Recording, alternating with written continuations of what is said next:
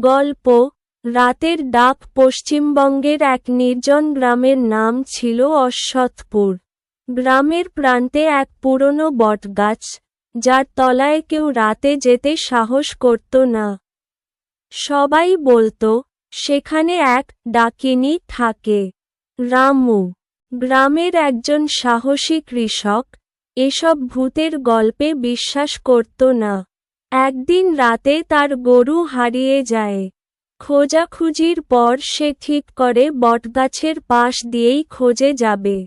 চাঁদের আলোয় চারপাশটা থমথমে, নিস্তব্ধ। হঠাৎ সে দেখতে পেল একটা সাদা ছায়া বটগাছের তলায় দাঁড়িয়ে, চুল এলোমেলো, চোখ লাল। রামুর গলা শুকিয়ে গেল, পা চলছিল না। ছায়াটি তার দিকে এগিয়ে এলো আর বলল, আমার সন্তানকে খুঁজে দাও। আমি এখানেই অপেক্ষা করছি বহু বছর। রামু ভয়ে দৌড় দিল। সকালবেলা সে অজ্ঞান অবস্থায় বটগাছের নিচে পাওয়া গেল। এরপর থেকে সে আর কখনো রাতের বেলা বাইরে বের হয়নি।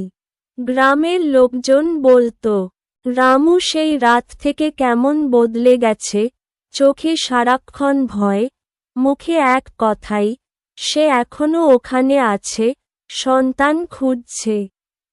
আজও অশ্বত্থপুরে কেউ রাতে বটগাছের দিকে যায় না, কারণ তারা জানে ডাক এখনো আসে।